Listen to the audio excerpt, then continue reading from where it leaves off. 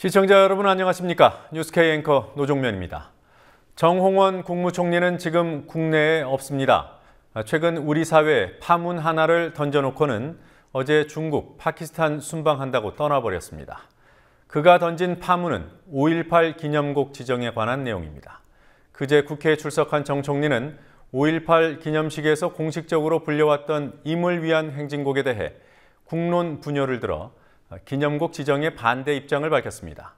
보수단체들은 기다렸다는 듯 조선일보 등에 정 총리 입장을 지지하는 광고를 실었습니다.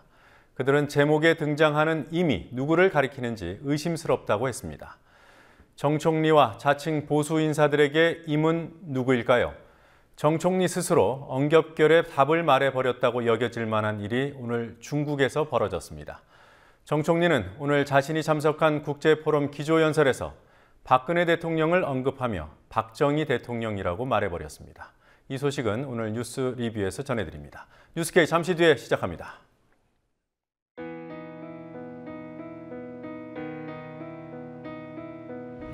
(1960년 4월 19일) 당시 언론은 빨갱이 데모라고 했습니다.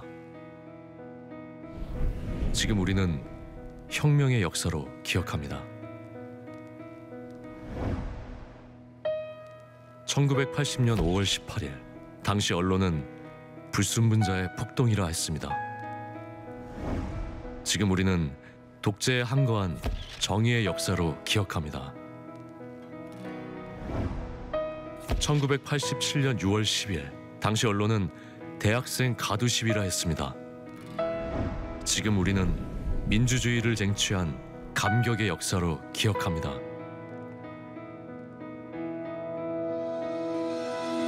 백 없고 돈 없는 노동자, 서민, 학생들이 스스로 타올라 역사를 만들었습니다.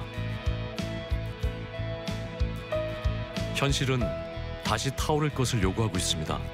아니, 이미 타오르고 있습니다.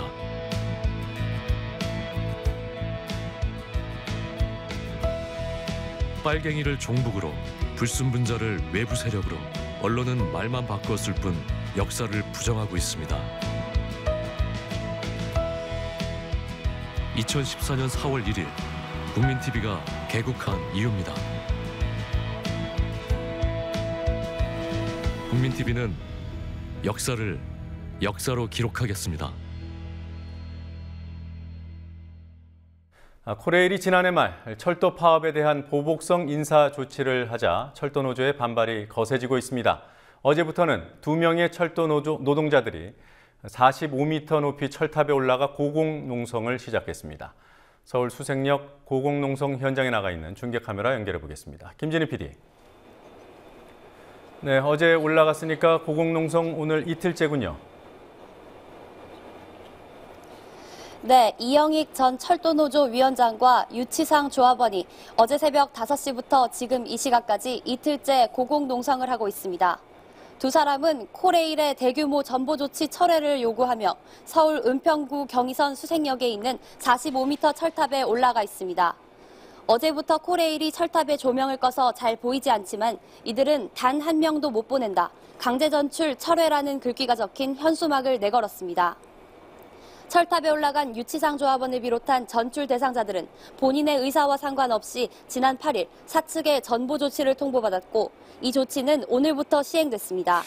726명의 근무지가 다른 곳으로 옮겨졌는데 같은 직종이지만 기존에 하던 일과 전혀 다른 일을 맡으라고 한 경우가 있어 반발이 거셉니다. 고공농성 중인 유치상 조합원의 경우 27년간 새마을호와 무궁화호를 정비해왔지만 이번 조치로 지하철 정비라는 사실상 다른 업무를 맡게 돼 말이 안 되는 인사이동이라고 말했습니다. 전보 대상자 중 운전직과 차량직 다수가 이런 경우이고 이 직종에 대한 전보 조치는 2005년 공사 설립 이후 처음입니다. 노조는 전출 대상자 대부분이 노조원이고 지난해 파업에 참가한 사람들이라 사측의 조치는 노조 탄압이자 보복성 인사라고 주장하고 있습니다. 그러나 코레일은 인력 재배치를 통한 효율적 인사관리라는 입장이고 고공농성에 나선 두 노조원을 업무 방해 등의 혐의로 고소, 고발할 예정입니다. 네, 철도노조 간부들의 단식 농성은 어디서 진행 중입니까? 간부 50여 명이 서울 서부역 광장에서 어제부터 무기한 단식 농성을 벌이고 있습니다. 이들은 전출 대상자로 포함된 사실을 알고 불안해하다 지난 3일 스스로 목숨을 끊은 고 조상만 씨에 대한 묵념으로 오늘 오전 집회를 시작했습니다. 고 조상만 씨는 지난 3월 마산에서 진주로 전출된 후에도 다시 삼랑진으로 강제 전출될 수 있다는 소식에 극심한 스트레스를 받은 것으로 알려졌습니다. 특히 노조는 726명 인사 조치가 철도 민영화를 위한 인사 이동의 시작이라고 보고 있습니다. 노조가 공개한 코레일의 인력 통합 관리한 문건의 내용이 근거입니다. 이 문건에는 직원 11,000명을 2017년까지 순차적으로 별도 설립한 회사로 보내고 파견을 거부할 경우 정리해고한다고 돼 있습니다. 저들이 징계로, 해고로, 손배로, 가압류로, 강제 전출로 철도 노동조합의 문을 닫게 하고 그 철도 노동조합의 문을 닫으면 바로 저들이 차근차근 진행하고자 하는 철도 분할 민영화를 본격적으로 시행하고자 하는 그 음모 속의 이 투쟁이 경과하고 있음을 우리 분명하게 인식합시다. 네, 김명환 철도 노동조합 위원장의 말이었군요. 자, 노조가 작년에 철도 파업을 끝낸 데에는 국회에 철도 소위를 구성한다는 합의가 상당한 역할을 하지 않았습니까? 상황이 이런데도 철도 소위에서는 뭘 하고 있냐 이런 지적이 있더군요. 오늘 철도 소위가 열렸습니다. 서승환 국토교통부 장관이 참석했지만 대규모 인사 조치에 대해 문제가 없다며 코레일과 같은 답을 내놨습니다. 서 장관은 회의가 시작되고 45분 정도만 있다가 자리를 떴습니다. 회의실에서 나온 서 장관에게 전보 조치에 대해 묻자 사실관계를 파악하고 있지 않아 대답할 수 없다고 말했습니다. 고 조상만 씨의 자살에 대해서도 물어봤습니다. 그러니까 그 내용 같은 것도 전부 그 조치를 받고 그 자살을 하신 것인지 하는 부분, 그게 이제 정확하게 뭔지에는 사실관계를 내가 모르기 때문에 그 코레일이라고 하는 데서 일어난 그러한 세세한 그 인사 문제를 제가 파악을 하고 있지 못해서 답변하기가 조금 어렵습니다. 네, 지금 말은 서승환 장관의 말이었습니다. 자, 철도 소위 위원들은 무슨 말을 하던가요? 철도 소위 위원들은 전보 조치에 대한 코레일의 일방적인 설명에 여야를 막론하고 별다른 문제를 제기하지 않았습니다. 새정치민주연합 윤우덕 의원이 철도 노조에 대한 가압류는 과도한 조치라고 지적했지만 한문희 코레일 경영지원본부장은 법원의 판단이라 문제가 없다는 입장이었습니다. 한 본부장은 전보 조치는 노조도 공감한 것이라며 농성을 벌이는 사람들은 일부 직원일 뿐이라고 말했습니다. 그러나 노조 측은 전혀 사실이 아니라고 반박하면서 철도 민영화에 반대해 끝까지 싸우겠다는 입장입니다. 지금까지 철도노조 철탑 고공농성장에서 국민TV 뉴스 김진희입니다. 네, 김진희 PD 수고했습니다. 자, 다음 소식 알아보겠습니다. 서울시 공무원 간첩 증거 조작 사건 최종 수사 결과 발표가 다음 주 초로 미뤄질 것이라는 말이 나오고 있습니다. 국정원이 직원 이름을 빌려서 소송을 했다는 의혹, 지난해부터 나온 의혹이 지금 다시 부각되고 있습니다. 그리고 김용판 전 서울경찰청장에 대한 항소심 첫 공판도 오늘 열렸습니다. 취재 PD 전화 연결해서 알아보겠습니다. 곽보아 PD. 네, 곽보아입니다. 네, 국정원 대리소송 의혹부터 들어볼까요? 네, 국정원 직원 3명은 지난해 5월 유우성 씨의 변호를 맡은 민변 소속 변호인 3명을 상대로 6억 원대 손해배상 청구 소송을 제기했습니다. 이들은 민변이 유 씨의 동생 가려 씨가 국정원 수사관으로부터 폭행과 회유를 당했다는 기자회견을 열자 허위 사실을 유포해 명예를 훼손했다며 소송을 걸었습니다. 이에 대해 CBS가 지난해 10월 간첩사건 비공개 재판에 출석했던 국정원 직원이 자신의 이름으로 소송이 제기된 일을 몰랐다는 진술을 했다는 사실을 오늘 보도했고 민변 측도 이를 확인했습니다. 국가기관은 명예훼손죄의 피해자가 될 수 없다는 2011년 대법원 판결에 따라 기관명 대신 직원을 내세우는 꼼수를 부렸다는 비판이 나오고 있습니다. 네. 간첩 증거 조작 사건 최종 수사 결과 발표 왜 늦어지는 거죠? 수사를 더하기 위해서가 아니라 다만 금요일 발표를 예정했다가 언론 보도를 회피한다는 비판을 받을까 봐 다음 주로 늦춘 것으로 보입니다. 그러나 공식적으로는 국정원 권 과장의 자살 시도와 국정원 직원들의 비협조 때문에 수사 결과 발표 날을 미뤘다고 설명하고 있습니다. 검찰은 국정원 윗선을 파악하기 위한 추가 수사를 벌였지만 혐의를 입증할 증거를 찾는 데는 실패한 것으로 알려졌습니다. 한편 검찰은 지난 8일 수사팀을 병원으로 보내 권 과장의 상태를 살피고 병원 측으로부터 진료 기록을 확보했다고 말했습니다. 권 과장은 일부 언론 보도와 달리 수사팀과의 만남에서는 건강에 특별한 문제나 이상 증세를 보이지 않은 것으로 알려졌습니다. 그러나 권 과장을 만나 조사를 했는지에 대한 보도는 엇갈리고 있습니다. 자, 국정원 댓글 수사 은폐한 혐의를 받고 있는 김용판 전 서울지방경찰청장. 오늘 항소심 첫 공판일이었죠?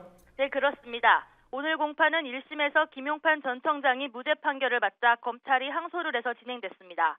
검찰은 1심 재판부가 권은희 전 수서경찰서 수사과장의 진술 외에 다른 객관적 증거를 살피지 않았다며 항소 이유를 설명했습니다.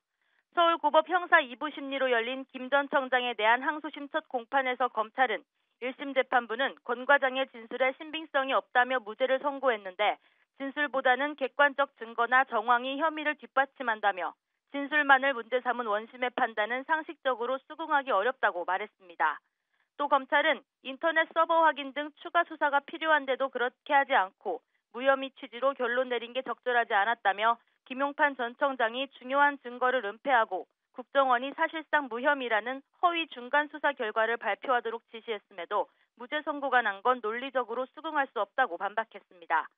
김 전 청장은 지난해 수서경찰서가 국정원 댓글 수사를 할 당시 국정원 직원의 컴퓨터 하드디스크 분석 키워드를 축소하도록 지시하고 대선 직전 특정 후보에게 유리한 보도자료를 배포하게 한 혐의로 기소됐습니다. 네, 그렇다면 오늘 재판에서 권은희 과장의 진술 외에 다른 증거들이 제출됐습니까? 새로운 증거가 등장하긴 쉽지 않아 보입니다. 우선 심리를 맡은 김용빈 부장판사가 추가 증거 신청은 꼭 필요한 경우에만 해달라고 요청한 걸 보면 알 수 있습니다. 또 재판부는 검찰이 핵심 증거라고 본 국정원 김하영 씨의 PC와 노트북에서 확보한 메모장 텍스트 파일에 대해 위법으로 수집한 증거가 아니냐고 검사에게 묻기도 했습니다. 그 텍스트 파일은 국정원의 정치 개입을 밝혀줄 핵심적인 증거가 들어있다고 알려져 있습니다. 그러나 김하영 씨가 법률에 따라 분석 범위를 제한했기 때문에 그 범위를 넘어섰다면 위법이 아니냐고 검사에게 물은 겁니다. 메모장 파일 자체를 증거로 삼을 수 없을 수 있다는 가능성을 2심 재판부가 내비친 것과 같습니다. 아울러 재판부는 검찰의 항소 이유서를 살펴보니 장황하기만 하고 직접 증거는 없는 것 같다고 지적하기도 했습니다. 2차 공판은 다음 달 1일이고 선고는 6월 중순쯤 나올 예정입니다. 국민TV 뉴스 곽보아입니다. 네, 새정치민주연합이 오랜 진통 끝에 기초선거에서 공천을 하기로 최종 결정했습니다. 안철수 공동대표는 당원과 국민의 뜻에 따라 선거 승리를 위해 매진하겠다고 말했습니다. 이번 사안 취재해온 김희주 PD 스튜디오에 나와 있습니다. 자, 어서 오십시오. 자, 어제 있었던 당원 투표와 여론조사에서는 결국 기초공천을 하라 이런 결론이 나왔어요. 안철수 대표의 오후 입장 발표 얘기부터 해볼까요? 안철수 대표의 입장 발표는 여론조사 결과가 나오고 6시간 반이 지난 오후 4시에 있었습니다. 네. 김한길 공동대표와 같이 자리를 했었는데요. 안 대표는 약속을 지키지 못해 사과드린다면서 당원과 국민의 뜻에 따라 후보를 공천하고 선거 승리를 위해 매진하겠다는 입장을 밝혔습니다. 정치인 안철수의 신념이 당원 전체의 뜻과 같은 무게를 가질 수 없다는 것만은 분명합니다. 당대표인 제 신념이 당에 강요되는 독선이 되어서는 안 된다고 생각합니다. 저는 오늘 이후 당원의 뜻을 받들어 선거 승리를 위해 마지막 한 방울의 땀까지 모두 흘리겠습니다. 당원 투표와 여론조사 결과가 발표된 시간은 오전 9시 30분쯤이었습니다. 그러고 나서 오후 4시까지 안 대표는 당 대표실 안에 머물면서 밖으로 모습을 드러내지 않았습니다.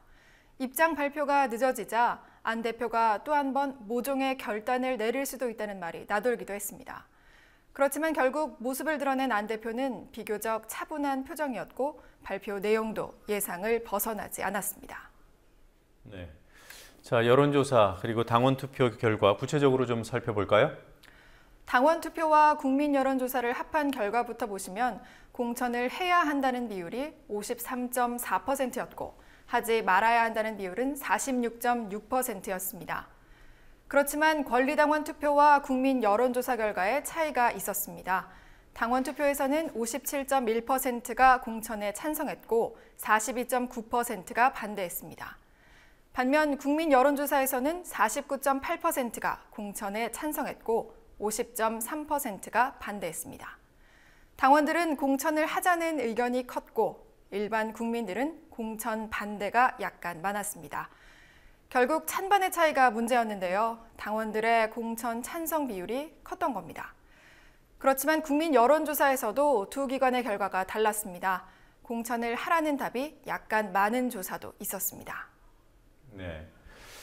자, 이 국민 여론조사에서 새누리당 지지자들을 빼기로 했는데요. 그게 영향을 주지 않았을까 싶어요. 누가 빼자고 한 거죠? 최재천 전략홍보본부장은 최고위원회의에서 새누리당 지지자를 제외하자는 의견이 나왔다고 말했고 신경민 최고위원이 먼저 제안해서 합의했다고 저한테 말했습니다. 그렇지만 누가 제안했느냐와는 무관하게 야당이 여론조사를 할 때는 역선택을 막기 위해 여당 지지자를 빼는 게 일반적입니다. 네. 자, 조사 결과 나오고 새정치민주연합 당내 분위기는 좀 어땠습니까? 상반된 입장이 나왔습니다.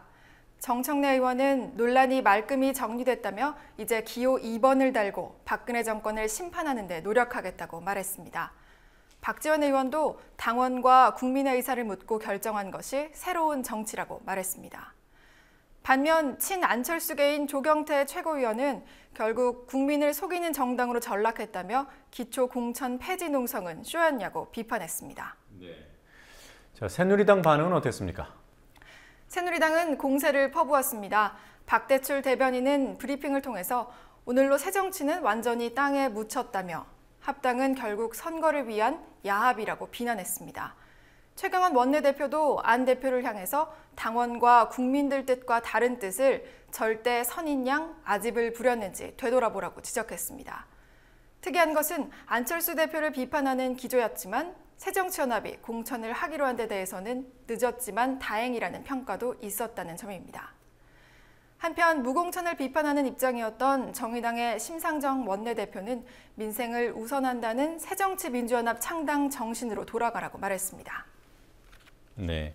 자, 이번에는 문재인 의원이 선대위원장직을 수락했다는 소식 들어볼까요?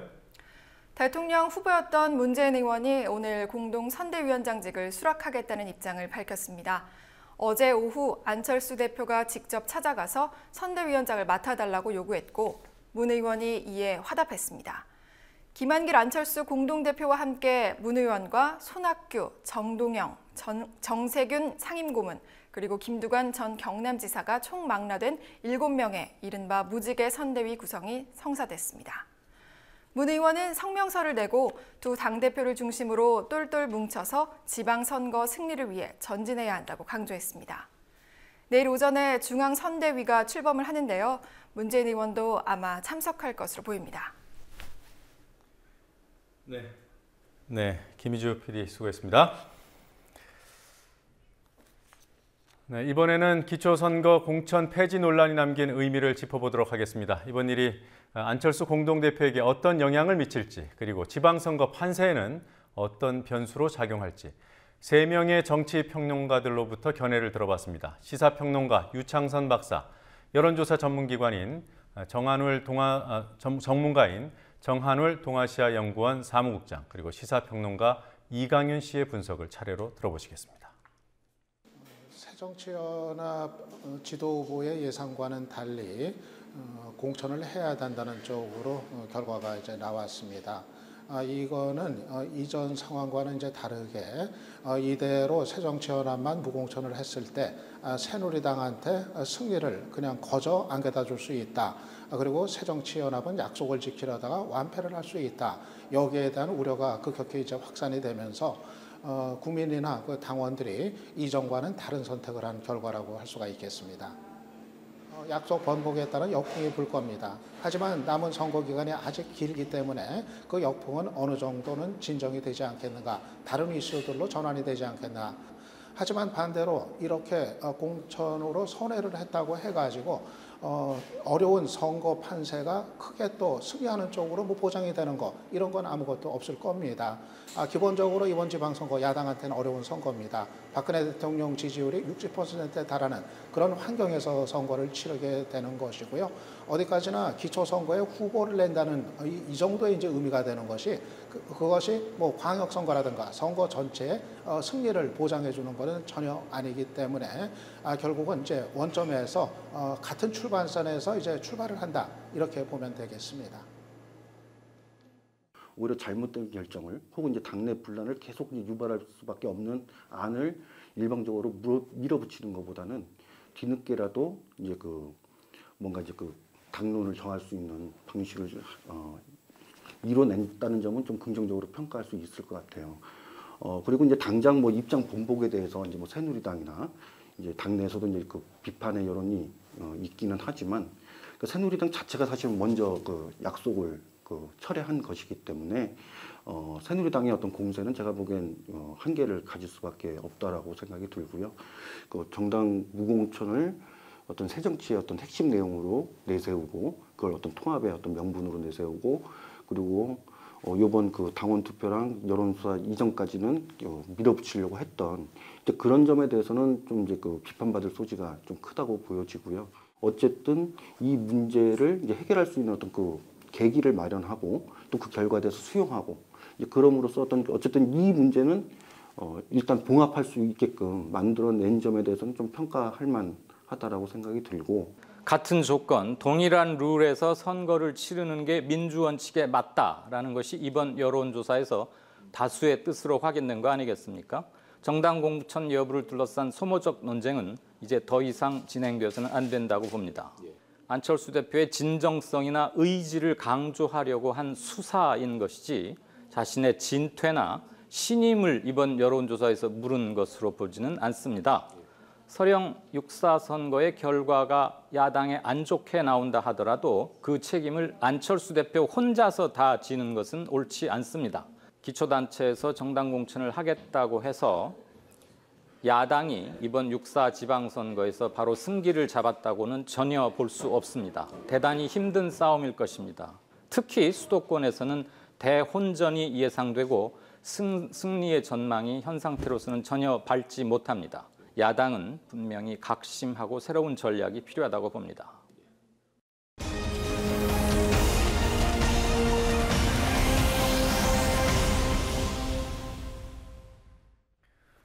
사학비리 선물 세트라는 비판을 받으며 물러났던 김문기 일가가 20여 년 만에 상지대학교로 복귀했습니다. 오늘 뉴스룸 리포트에서는 상지대 문제를 중심으로 비리재단의 귀환을 중점 보도합니다. 스튜디오에 노지민 PD 나와 있습니다. 어서 오십시오. 안녕하십니까. 네, 김문기 전 이사장의 차남이죠. 김김람 씨가 이사장으로 선임된 뒤에 상지대에서는 학생들과 교수들이 거세게 반발하고 있다. 이런 보도가 나오고 있습니다. 네, 교수들은 성명서를 내고 학생들은 대학 민주화 쟁취를 위한 집회를 열며 사학비리 일가로부터 학습권을 지키겠다고 나섰습니다. 김지혜 PD가 보도합니다. 지난달 말 상지대 이사회는 사학비리로 학교에서 퇴출된 김문기 씨의 아들 김길람 씨를 이사장으로 선출했습니다. 김문기 일가의 상지대 재장학이 사실상 완료됐다는 평가입니다. 이에 교수들은 그제 교수협의회 총회를 열어 성명서를 채택했고 어제 저녁 학교 인트라넷에 게재했습니다. 교수들은 성명서를 통해 이사회가 독단적 구태를 반복하며 교권 학습권을 침해한다면 좌시하지 않을 것이라고 경고했습니다. 교수들은 어제 오후 총학생회가 주최한 학내 집회에도 참석했습니다.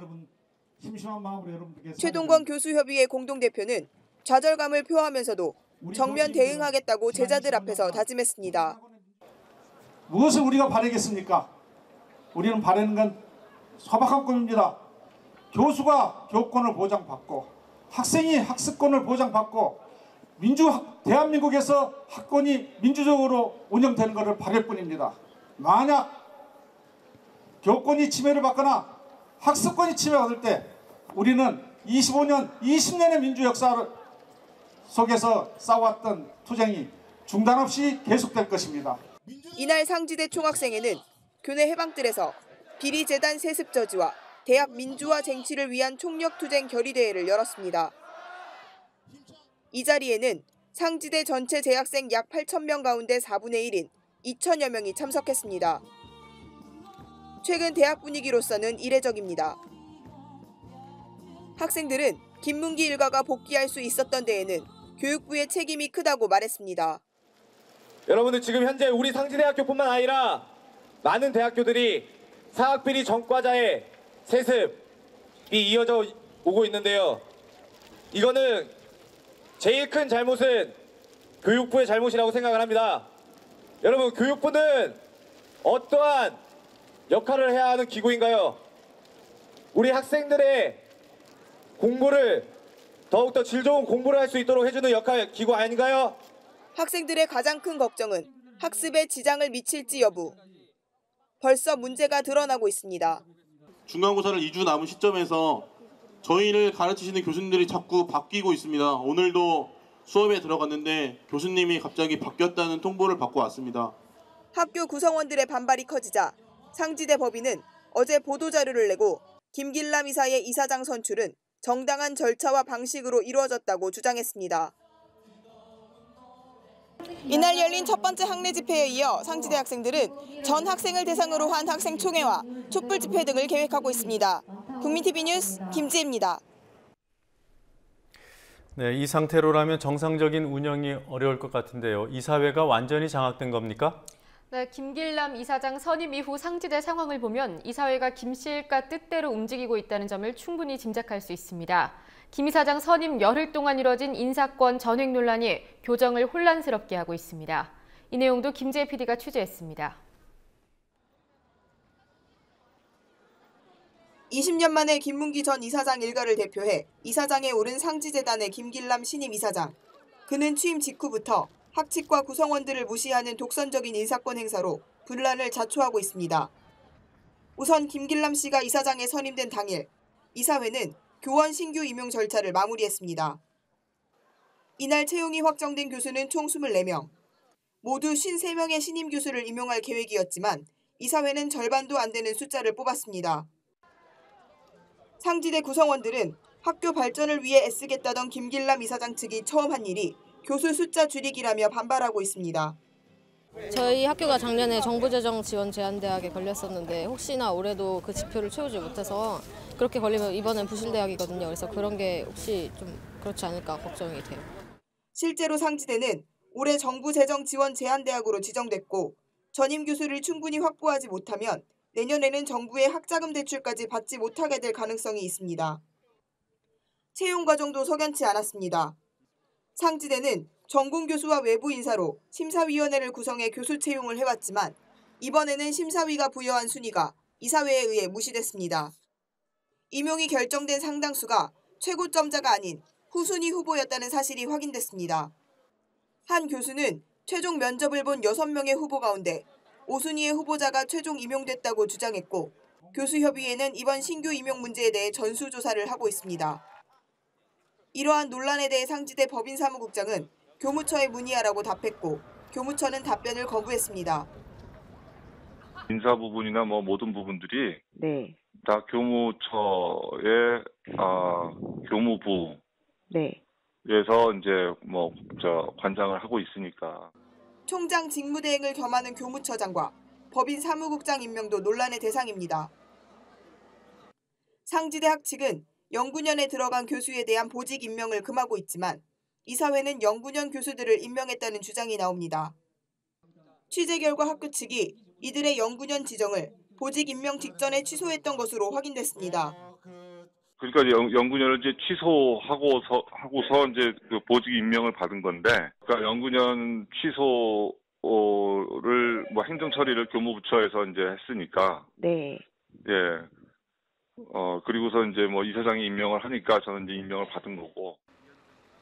결국 재단과 학교를 조기에 장악하겠다는 김길남 이사장의 승부수가 상지대의 갈등의 불씨를 키우고 있습니다. 국민TV 뉴스 김지혜입니다.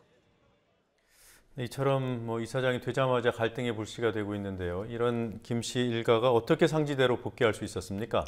네, 우선 지난 2007년 김 씨 일가가 상지학원을 대상으로 냈던 이사회 결의 무효 확인 소송.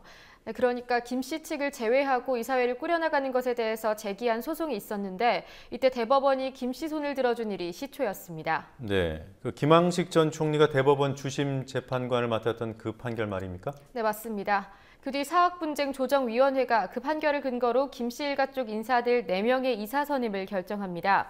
그때가 2010년인데 이때 사실상 김 씨 일가의 복귀가 이루어졌다고 할 수 있습니다. 네. 자, 사학분쟁조정위원회 어떤 곳인지 좀 알아봐야 될 것 같아요. 네, 사학분쟁조정위원회 사분이라고 하는데 참여정부 말기인 2007년 각계 전문가가 참여해서 분쟁사학 문제 해결에 관한 공정성과 객관성을 확보하자는 취지로 만들어졌습니다. 대통령과 국회의장, 대법원장 추천 인사들로 꾸려지기 때문에 사실상 정부 조직이나 마찬가지입니다. 문제는 이명박 정부 시절 꾸려진 2기부터였습니다. 예. 네, 사학의 공공성보다 사유재산권을 중시하는 보수 성향 인사 위주로 이루어지면서 사학비리재단들이 대거 복귀하게 됐습니다. 장부경 PD가 지금까지 사분위가 복귀시킨 사학비리재단들을 설명드리겠습니다. 사학분쟁조정위원회 때문에 기사회생한 옛 비리재단들의 면면을 하나하나 설명드리겠습니다. 비리사학의 상징인물인 김문기 씨의 차남이 최근 재단 이사장에 취임하면서 주목받고 있는 상지대입니다. 김영삼 정권 출범 첫 해인 1993년 6월 문민정부 사학비리 1호로 교육계에서 퇴출된 김문기 씨 일가가 다시 상지대로 복귀하게 된 계기는 2010년 8월 사학분쟁조정위원회의 결정 때문이었습니다. 당시 사분위는 김문기 측 인사들 4명의 재단 이사 선임을 허용했습니다. 그리고 지난달 31일 결국 옛 비리재단 이사장의 차남 김길남 이사가 새 사장으로 선출돼 재단에 복귀했습니다. 대구대입니다. 대구대는 1993년 7월 교육부 종합감사에서 등록금 횡령 등 비리가 드러났고 이듬해 2월 당시 재단이 퇴진합니다. 대구대의 옛 재단이 복귀할 수 있었던 것도 2011년 7월 사분위 덕분이었습니다. 사분위가 옛 재단 측과 학교 구성원 측이 공동으로 참여하는 정이사 체제를 구성해 비리재단에 다시 자리를 만들어줍니다. 이후 대구대에서는 이사들 사이의 갈등이 심화되면서 옛 재단 측이 반대 측을 고발해 현직 총장이 기소됐다 무혐의 처분을 받는 일까지 벌어졌습니다. 세종대는 이명박 정부의 사분위와 박근혜 정부의 교육부가 옛 비리재단을 복귀시켰다는 지적을 받는 곳입니다.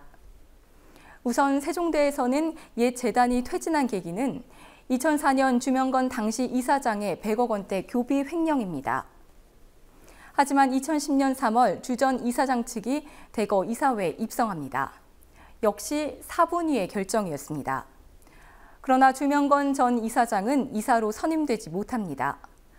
주전 이사장이 다시 이사로 복귀하는 시점은 박근혜 정부 들어 교육부의 승인이 있었던 지난해 6월입니다. 세종대는 이후 지금까지도 재단을 놓고 주명건 씨와 그의 어머니인 최옥자 씨 사이에 분쟁이 벌어지고 있습니다. 다음은 경기대입니다. 2004년 4월 당시 재단 일가의 손종국 총장이 교비 49억 원을 횡령하고 교수 채용 대가로 1억 원을 받은 혐의로 구속됩니다. 하지만 퇴출됐던 재단 측 인사 3명이 2012년 8월 사분위 결정으로 이사회에 복귀합니다. 덕성여대 역시 마찬가지입니다. 1997년 10월 덕성여대 박원국 이사장이 교육부 특별감사에서 학사 행정 등에 대한 부당 간섭이 드러나 물러납니다.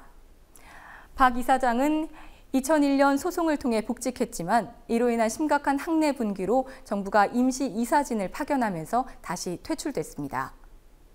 10여 년이 흐른 뒤인 2012년 7월 사분위가 임시 이사 체제를 정이사 체제로 바꾸면서 이사 7명 가운데 박 전 이사장 측 이사 4명을 이사회에 포진시킵니다. 이 밖에도 여러 대학에서 비리로 물러난 재단의 복귀가 이뤄졌고 어김없이 이명박 정부의 사학분쟁위원회가 복귀에 지렛대 역할을 했습니다. 사학분쟁조정위원회가 사학분쟁조장위원회로 불리는 이유입니다. 국민TV 뉴스 장부경입니다. 네, 교과부에는 어떤 권한이 있습니까? 네, 사립학교법에 의해서 사분위 심의 결과에 이의가 있는 경우 장관이나 시도교육청이 재심을 요청할 수 있습니다. 예. 하지만 교과부는 현재까지 열린 97번의 회의 중 단 한 건도 재심을 요청하지 않았습니다. 네. 사분위가 비리재단 편을 들고 교육부가 뒷짐을 지고 있다면 결국 피해는 학생들에게 돌아가는 거 아니겠어요? 네, 요즘 고초를 겪고 있는 상지대 학생들의 의견을 영상 인터뷰 기를 통해서 들어보시겠습니다.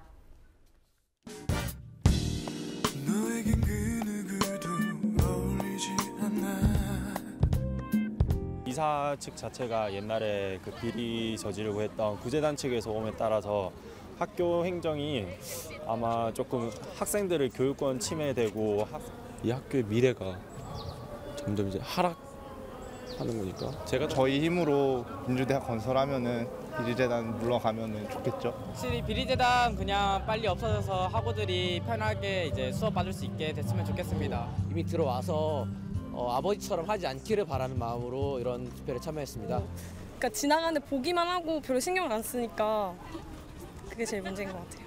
그냥 학생들 바라는 거대로 그냥 빨리 해결됐으면 좋겠어요. 네, 겉으로는 안 보이면서 우리 학생들의 권리를 빼앗아 가면서 상지대학교를 삼킬 것 같아서. 저도 지금 교양 5개 중에 4분이 바뀌셨거든요. 그래서 이 예산안 문제도 있고 학교에 널리 펴져 있는 이 플랜카드들이 좋은 글귀로 바뀔 날이 빨리 왔으면 좋겠다는 희망을 갖고 있습니다.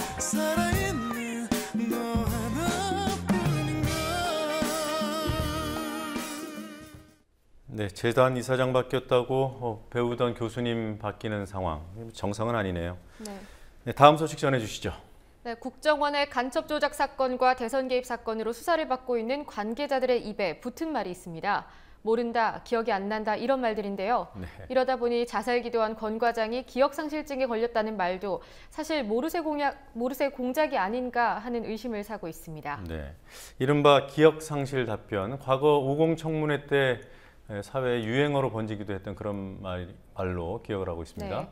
25년 만에 기억상실의 추억이 되살아나고 있습니다. 강신혜 PD가 정리했습니다.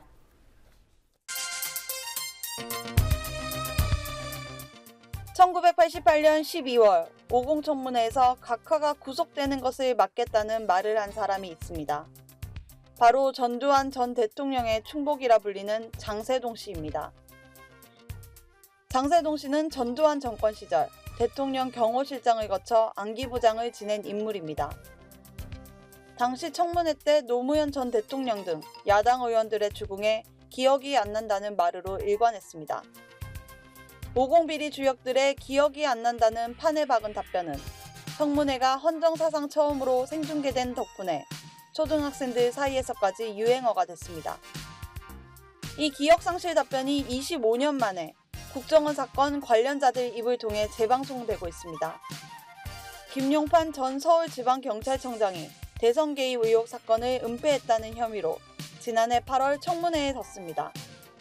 그는 국정원 댓글 사건이 불거진 직후이자 대선 직전이었던 2012년 12월 15일 청와대 인근에 있는 식당 백송에서 누군가와 몇 시간 동안 의문의 식사를 했음을 인정하면서도 그가 누구인지는 기억하지 못한다고 했습니다.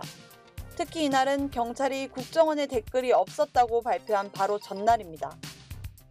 김용판 전 청장에 이어 박원동 전 국정원 국익정보국장도 청문회에 출석했습니다. 박원동 전 국장은 대선 당시 박근혜 캠프 종합상황실장이었던 권영세 주승대사, 그리고 김용판 전 청장과 12월 11일부터 16일까지 여러 차례 통화했습니다. 대선 개입 사건과 관련해 국정원, 경찰, 새누리당 연계 의혹을 밝힐 핵심 인물로 주목받았습니다. 그런 박원동 전 국장도 그 무렵 통화했는지 기억이 안 난다는 말로 피해갔습니다. 지난달 17일 국정원 재판에 불려나간 30여 년 경력의 한 국정원 요원은 원래 기억력이 안 좋다며 자신의 전화번호조차 기억하지 못한다고 말했습니다. 자신이 사용한 휴대전화나 전자우편 계정이 맞는지 묻는 기본적인 질문에조차 모르겠다고 말했습니다. 기존 진술을 번복한 점을 추궁하자 검사에게 겁을 먹었다고 답해 검찰을 우롱한다는 지적을 받았습니다. 답변으로는 모자랐는지 아예 기억상실증에 걸렸다는 경우도 있습니다. 서울시 간첩 조작 사건 주요 피의자로 3차례 검찰 수사를 받았다가 자살을 기조했던 권 과장이 기억상실증, 그것도 자신이 범행을 저지른 사건에 관련해서만 기억상실증에 걸렸다는 추측이 일부 매체를 통해 유포되고 있습니다. 기억상실의 진화라 할 만합니다. 국민TV 뉴스 강신혜입니다. 네, 권 과장이 기억상실증에 걸렸다는 보도가 있었습니다만 오늘 아무 이상이 없다는 보도도 있었죠? 네, 검찰발로 연합뉴스를 통해서 보도됐습니다. 네, 오늘은 여기까지 보겠습니다. 수고했습니다. 수고했습니다.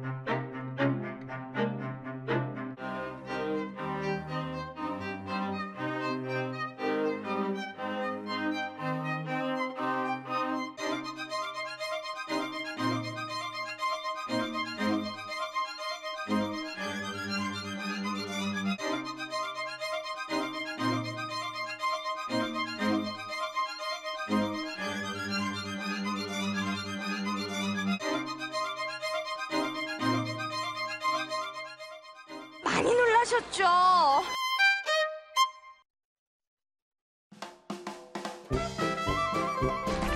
흑석동의 뉴타운의 개발이 지연되지 않고 조속히 실현되도록 하겠습니다. 10일 전에 오세훈 시장을 만나서 사실은 이런 얘기 다 하고 오세훈 시장께서도 흔쾌히 동의했습니다. 걱정하지 마십시오. 그렇게 들썩이는 부동산 시장에 이번 뉴타운 논란이 기름을 붓게 되지 않을까 싶어서 저는 당분간 뉴타운 추가 지정이 없다는 점을 다시 한번 강조하기도 했습니다. 서울중앙지방법원은 자신의 지역구에 뉴타운을 조성하겠다며 오세훈 시장과 동의한 것처럼 허위 사실을 유포한 혐의로 기소된 정몽준 의원에게 벌금 80만 원을 선고했습니다. 이 노들섬의 면적이 4만 평이 된다 그러는데요. 전 세계인들이 함께 할 수 있는 아시아의 횃불이라는 이런 걸 대관람차라 그럽니다. 뚱굴 보여줄 텐데요. 대관람차와 문화예술 창작 공간을 만들겠습니다. 여의도 마포에서 배를 타고 이제 중국의 청도와 상해로 직접 가는 것입니다. 서울의 백길을 열어서 바다와 이어지는 서울, 생각만 해도 시원하지 않으세요? 닫혀진 백길 제가 다시 열겠습니다. 단군일의 최대 사업이라는 용산 사업은 3, 4단계로 나누어 추진하겠습니다. 코엑스 못지않은 공항터미널과 복합단지를 조성하겠습니다.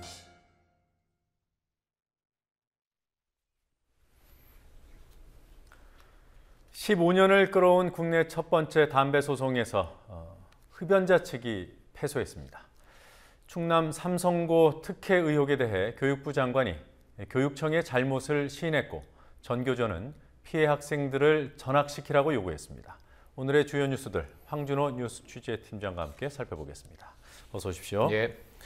대법원이 담배 소송에서 제조사 손을 들어준 취지가 뭐였습니까?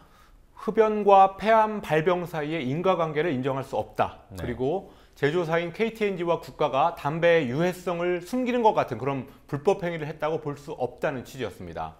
또 담배의 제조물 책임법에 따른 여러 가지 결함이 없다는 점도 인정됐습니다. 1999년 소송이 제기된 지 15년 만에 나온 이번 판결은 담배 소송과 관련한 대법원의 첫 판단입니다. 지금까지 국내에서 제기된 담배 소송은 총 4건이었는데 1, 2심을 통틀어서 원고가 승소한 적이 한 번도 없었고 오늘 역시 대법원의 첫 확정 판결에서도 원고가 졌습니다. 네.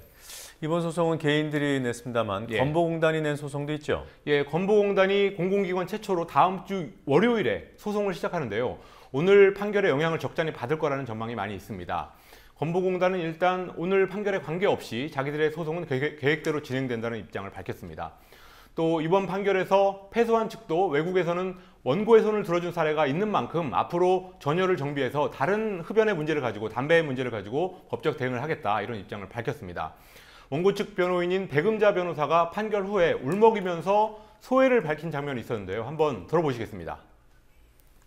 15년을 기다려온 이 피해자에게 대한민국의 정의는 아직 아니야. 대한민국에서 정의는 아직 실현되지 않았어. 제가 이렇게 말할 수밖에 없는 피해자한테 정말 죄송하고 생각하고 그동안 인고의 세월을 기다려온 피해자에게 감사하고 이 피해자는 국민 여러분의 목숨, 생명을 보호하기 위해서 나선 정말 진정한 영웅이고 이 사건의 밑거름입니다. 이건 시작이지. 네, 지금 말씀하신 분이 누구죠? 백음자 변호사입니다. 이번 원고 측 변호인이었습니다. 네, 백음자 변호사, 예. 담배소송 원고 측 변호인이었습니다. 자, 삼성이 세운 첫 자사고 삼성고등학교 특혜 의혹에 대해서 지난주 저희 뉴스케이에서 보도를 했습니다만 서남수 교육부 장관이 국회에서 이 문제를 거론했더군요. 예, 서남수 장관의 발언은 어제 오후에 국회 교육문화체육관광위원회에서 있었고요. 거기에 따라서 오늘 전교조가 성명서를 발표했습니다. 삼성고 특혜 의혹의 핵심을 일단 정리해야 될 것 같습니다. 올해 충남 아산 지역의 학생 81명이 아산이 아닌 천안으로 먼 거리 통학을 해야 되는 그런 상황이 벌어졌습니다. 그런데 그 이유를 보니까 삼성고의 설립 명분을 만들어주려고 충남교육청이 그 아산 지역의 고등학교 학급 정원을 줄였기 때문이라는 의혹이 그 핵심입니다. 여기에 대해서 서남수 장관이 어제 충남교육청의 학생 수용 계획이 신중하지 못했다라고 잘못을 시인했습니다. 네, 사실상 교육청에서 삼성고에 특혜를 준 것이다, 잘못이다 이런 걸 인정한 건가요? 예, 뭐 교육부 장관이니까 교육청의 잘못을 먼저 짚었다고 볼 수 있습니다. 그렇지만 삼성고하고 교육청이 어떤 교감을 가지고 같이 움직였던 정황 이런 게 있었습니다. 예를 들어서 삼성고 측이 법인이사, 학교법인 이사에 교육청의 현직 국장을 선임한다거나 그랬던 정황이 과거에 있었습니다. 그래서 뭐 물론 교육청이 1차적인 책임을 져야 되지만 그렇다고 삼성의 책임이 면제돼서는 안 된다는 지적이 있습니다. 전교조는 오늘 성명에서 원거리 학교에 배정됐던 학생들을 가까운 학교로 전학시킨 전례가 과거에도 여러 있었으니까 빨리 81명을 가까운 학교로 전학시켜라 요구했습니다. 네. 자, 무인기 문제가 여전히 주요 뉴스로 다뤄지고 있습니다. 국방부가 무인기에 대한 중간 조사 결과 발표 내일 하기로 했죠? 예, 합동조사 중간 결과는 국방부에서 발표될 예정이고요. 네. 또 수거한 무인기 3대는 국방과학연구소에서 내일 오전에 공개됩니다. 국방부가 아직까지는 북한이 제작한 것으로 추정된다라는 표현을 쓰고 있지만 그렇지만 어쨌든 북한제라는 게 기정사실로 여기는 분위기라서 내일은 아마도 북한이 보냈다고 확정적으로 말할 걸로 예상됩니다. 그래서 2010년 천안함 조사 결과 발표 때하고 비슷한 대목이 여러 가지가 있습니다. 천안함 때는 스모킹건, 결정적인 증거라고 해서 소위 1번 어뢰를 내놨었는데 내일은 또 뭘 내놓을지 주목되고 있습니다. 네. 그렇지만 천안함 때 1번 어뢰에 대한 수많은 의문이 제기됐고 국방부는 아직도 거기에 대해서 제대로 된 답변을 안 내놓고 있는데 이번에도 그럴지 좀 지켜봐야 될 것 같습니다. 네. 공교롭게 2010년도 천안함 사건 중간 수사 결과 발표도 그 당시 지방선거, 6월 지방선거를 몇 주 앞두고 있었죠. 그렇습니다. 5월 20일에 발표했고 지방선거는 6월 2일에 있었습니다. 네. 자, 무인기 논란 속에 군은 벌써 레이더를 사러 이스라엘에 갔다. 어제 저희가 보도를 했습니다만 이미 영국제 레이더를 사들였다는 보도도 있더군요. 예, 영국제 초정밀 다목적 레이더 24대를 도입해서 전투시험을 지금 진행 중이라고 연합뉴스가 오늘 보도했습니다. 근데 이게 3년 전부터 차례로 들여왔다고 했는데 왜 이걸 지금 공개하는지 북한 무인기 이런 걸 얘기를 보면 그 사정을 짐작할 수 있을 것 같습니다. 총 비용은 70억 원이 넘게 들었습니다. 이스라엘 레이더를 사는 데도 100억 원을 쓴다고 어제 국방장관이 밝힌 바 있습니다. 네. 자, 또 다른 소식 한 가지가 있던데요. 다른 매체에서는 볼 수 없었던 소식이었습니다. 예, 정홍원 국무총리의 실언에 관한 소식입니다. 네. 정홍원 총리가 오늘 중국에서 열리는 보아오 포럼, 중국판 다보스 포럼이라고 하는데요. 보아우 포럼에서 기조연설을 했습니다. 그런데 박근혜 대통령을 언급하는 대목에서 박근혜 대통령을 박정희 대통령이라고 말하는 그런 해프닝이 있었다고 합니다. 연설문을 보고 읽었을 텐데 어떻게 그런 실수를 할 수 있었는지 정홍원 총리의 연설 영상은 지금 어디에서도 찾을 수 없는 상태입니다. 네. 자, 이 밖에 어떤 뉴스들 더 있었습니까? 서울시장에 도전하는 김황식 전 총리가 어젯밤 MB정부 인사들과 만난 자리에서 정말 즐겁게 일했던 그때, MB정부 때가 그립다라면서 눈물을 흘렸다고 합니다. 그런 분이 왜 MB정부를 비판한 인사를 선대위원장으로 앉혔는지 의문입니다. 이주열 신임 한국은행 총재도 기준금리를 현 수준인 2.5%로 동결했습니다. 한은은 작년 5월 이후 11개월 연속 동결 결정을 내렸습니다. 미국 펜실베니아주 피츠버그시의 한 고등학교에서 복도에서 어제 16살 학생이 무차별적으로 흉기를 휘둘러서 22명이 다치는 참사가 있었습니다. 네, 오늘 여기까지 듣겠습니다. 수고하셨습니다. 예.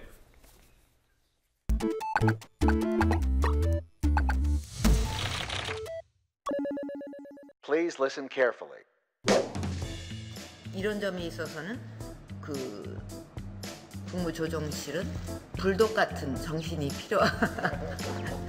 불독보다 진돗개가 더 진돗개를 하나 딱 그려놓으시고 우리는 진돗개 같은 정신으로 한다. 이런 점이 있어서는 국무조정실은 불독 같은 정신이 필요하다. 불독보다 진돗개가 더 진돗개를 하나 딱 그려놓으시고 우리는 진돗개 같은 정신으로 한다. 우리 정가의 진실 있다. 진돗개 그려놓으시고서 점포는 독신, 더불어 개볼 같은 국정, 의그 이런 돛 같은 조정은 독신 하나 딱 무는 진돗개를 필요로 한다. One more time. 이런 점이 있어서는 국무조정실은 불독 같은 정신이 필요하다. 불독보다 진돗개가 더 진돗개를 하나 딱 그려놓으시고 우리는 진돗개 같은 정신으로 한다. 우리 정가의 진실 있다.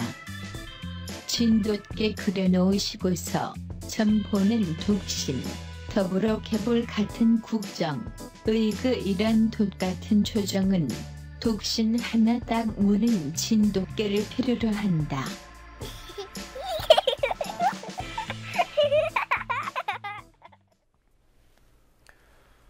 네, 뉴스K 오늘 순서는 여기서 모두 마치도록 하겠습니다. 내일 밤 9시에 다시 인사드리겠습니다. 시청해주신 여러분 고맙습니다.